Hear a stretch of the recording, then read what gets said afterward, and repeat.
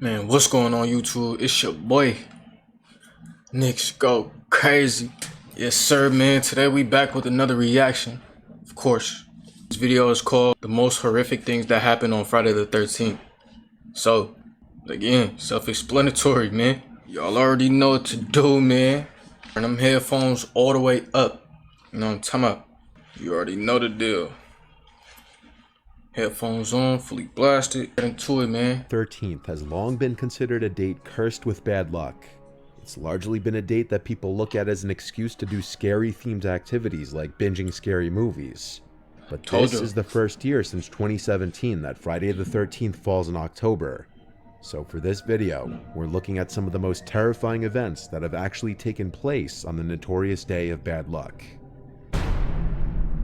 Tupac. Oh, he did die September 13th. That's crazy. They're known as a stage name simply as Tupac. Wow. As an American rapper widely considered to be one of the most influential and successful rappers of all time. Factual. Tupac was arguably responsible for some of the most memorable rap verses in history. R.I.P. to Pac, man. Much of his notoriety came about after his shocking death in the mid-1990s, he's still remembered and talked about today. On the night of September 7th, 1996, Tupac was in Las Vegas celebrating his business partner's birthday, and one night while there, he attended the Bruce Seldon vs. Mike Tyson boxing match with Suge Knight at the Man, they was living it up. Later that night at about 11:15 p.m., while at a stoplight, a white four-door Cadillac sedan pulled up to the passenger side of Tupac's vehicle, and an occupant rapidly fired into the car. He was hit four times, once in the arm, once in the thigh, and twice in the chest, with one bullet entering his right lung. Damn. Tupac succumbed to his injuries 6 days later on September 13th, which was a Friday.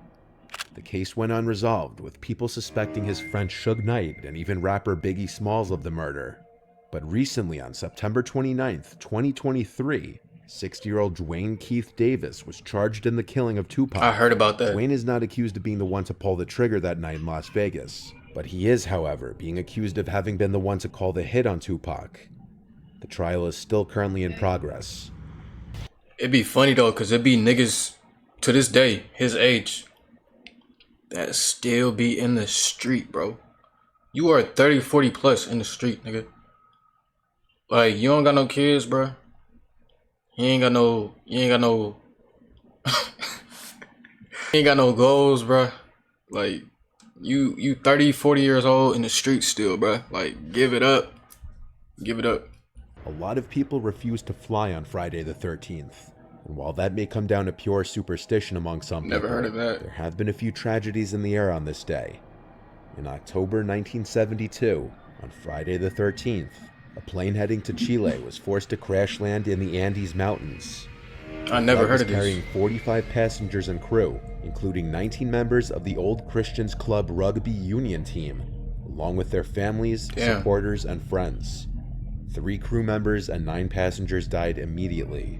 Several more died soon afterward due to the frigid temperatures and the severity of their injuries. Survivors of the crash hid in the wreckage for warmth and were eventually forced to cannibalize and eat deceased passengers to survive. A rescue team was sent out, but the mission was called off after 10 days. However, 72 days after— if I'm not mistaken, didn't they make a movie about this? I swear they made a movie about this shit. If I'm not mistaken, I'm not sure. But if they did, I'm pretty sure I watched that shit, and it's a good ass crash. movie. As the weather improved with the arrival of late spring, 2 survivors climbed a 4,700-meter mountain peak without gear. If anybody know this movie, let me know down in the comments. To seek help, traveling a total of 38 miles. The 2 men were able to alert authorities that there were still 16 survivors trapped in the mountains, leading to their rescue. But believe it or not, on the exact same Friday the 13th as this plane crash, the same exact date, was another plane crash that killed all 164 passengers and 10 flight crew. God. It was Aeroflot 217. The plane needed to land due to horrible weather conditions, but crashed upon landing in Russia just 3 miles away from the runway. The exact cause of the crash could not be determined, but it's speculated that it was largely to do with simply human error. Casualty-wise, it is one of the worst plane crashes in history. While these incidents are incredibly rare, perhaps there is a reason flights are cheaper on Friday the 13th. If you're not superstitious, perhaps it may be worth it. But now we move from the sky to the sea, looking at the Costa Concordia disaster. On Friday the 13th, January 2012, That's wild, bro. The 8-year-old Costa Cruises ship Costa Concordia just left Civitavecchia, Italy at approximately 7:18 p.m. On board were 1,022 crew members and 3,206 passengers. As the Concordia approached Giglio Island several hours later, it deviated from its standard course, moving closer to the small Tuscan island for a maritime salute, which included the cruise ship sounding its horn to show off to onlookers on the land. The Concordia had performed Reminds me of several the in the Titanic. past, but the area was known for rock outcroppings, and at some point, such a formation was noticed in the ship's path.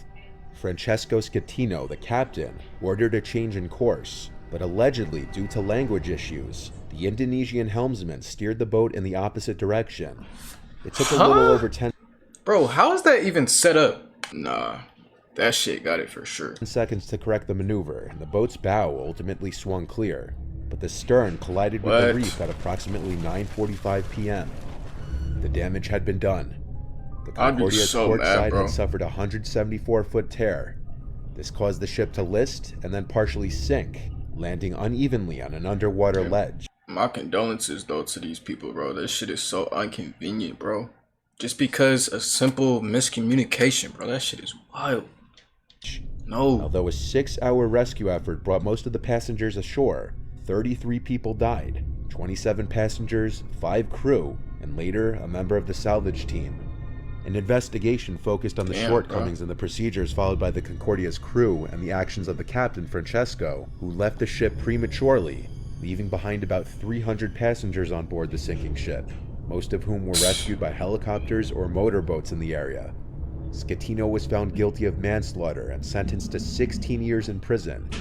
Despite receiving criticism, Costa Cruises and its parent company Carnival Corporation didn't face criminal charges. The total cost of the disaster, including victims' compensation, refloating, towing, and scrapping costs, is estimated at $2 billion, more than 3 times the ship's original $612 million construction cost. Damn, the cruise line offered compensation to passengers to pay for all damages, including the value of the cruise. Only 1/3 of the survivors took the offer. This remains the biggest modern cruise ship catastrophe. $2 billion, bitch? Nah. David Anthony McGreevy was born in Southport, England in 1951 to Bella somebody I know. McGreevy. David was the second oldest of 6 children. Since David's father was a sergeant in the British Army, a lot of his childhood was spent moving from one army base to another. This could mean that one year he was being educated in an army school in England, the next in Germany. According to David's mother, living in Germany was his happiest time. David's mother, Bella, later said she could only remember one childhood incident of concern, as David was otherwise allegedly well behaved. In 1967, 15-year-old David left school and enlisted in the Royal Navy. However, he was dismissed from the Navy in August 1971 after being court-martialed for starting a fire that destroyed a mess wardroom. David then moved back in with his parents, but around this time his life was crumbling as his fiancée broke up with him and he was fired from several jobs. For this reason, his parents became fed up with him and kicked him out. So David turned to his friend Clive Kenneth Ralph, who let him board with he and his wife, Dorothy Elsie, and their 2 small children, Paul and Dawn. Clive and Dorothy had been school friends, and there was a 5-year age gap between them. In 1968, when Dorothy was 16 and pregnant with Paul. At the time David moved in, Dorothy was pregnant with their 3rd child, Samantha, who was born on the 14th of July in 1972. With both Clive and Dorothy busy working, David acted as a babysitter for the Ralph children. He was regarded by family and neighbors as well as the Ralphs as a person who loved children. So what would soon happen was nothing short of... Bro, I could not imagine living in these times, bro. I could not, bro. They was really thugging it out for real. Like, the Black Plague, all that shit, bro. Unexpected and horrific. On Friday the 13th, they have no type of medication. 1973, Elsie was picked up from work by Clive, who had left home late with the children all asleep. When the couple arrived at their home, the police were already there, and they escorted them to the police station, where they were told of the horrible truth that their children had been murdered. So what happened? Well, David was known to be a heavy drinker and sometimes a violent drunk. He had gone to a nearby pub earlier that evening with a friend, and he had 7 pints of beer. The two men had played cards and darts, though a small altercation took place prior to leaving the pub. 7 beers, buddy. Clive picked David up from the pub and brought him to look after the children, while Clive went to get Elsie from work. Sometime between 10:15 and 11:15 p.m., David, while completely wasted, became infuriated with the children, beginning with the baby, Samantha, who had been crying for her. Bro, I don't get people that, like, I drink and get, like, a happy drunk. Motherfuckers drink and get aggressive and mad for what? Nigga, obviously, liquor's not for you. Nigga, go smoke a blunt or something, though. Like, for real. It violently killed the 3 children, each in a different yet brutal manner. After killing the 3 children, David went down to the basement and retrieved a pickaxe to further mutilate their bodies. David was arrested by police at 3:50 a.m., walking on a road near the Ralphs' home. Upon his arrest, David initially denied any responsibility, but several hours later, he admitted to the murders, with his only explained reasoning disgustingly being simply that the baby was crying. David was sentenced to multiple life sentences with minimums of 20 years, and in prison he was subjected to frequent abuse by other prisoners, and he spent most of his 45 years behind bars in protected conditions. In December of 2018, a parole board cleared David for release, declaring that he had changed significantly and he was no longer a risk. Superstitious and choose to be more low-key on this inevitable date in an attempt to escape any bad luck, you may end up like Daz Baxter. On Friday the 13th in 1976, Daz decided to just stay in the bed for the day to avoid anything bad happening, only to be killed when the floor of his apartment block collapsed under him. There's countless other stories and examples of misfortune and downright tragedy that's happened on Friday the 13th, but this could be said for literally every other date on the calendar.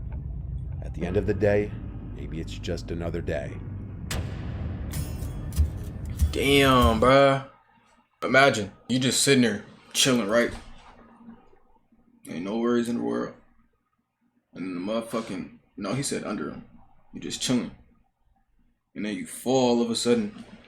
Nah, bro. Like, comment, subscribe. Let me know down in the comments if you want to see more. Hella more content on the way, bro. Lit content on the way. Stay tuned for the boy. Got more shit planned, man. It's your boy NixGoKrazy. I'm out. Act like you know. Can't run off with this, you get dead like Ricky. I just threw upgrades on the button at the back of the Glock and I call it the switch. This bitch came with the beam at the bottom of bitch. I can see through the plot, nigga, why would you risk? If I up with this Glock, you get fried. No skill. I done popped out the cut with the Glock and these shit. When I blow, I'm a skull. When I shoot, I'm consistent.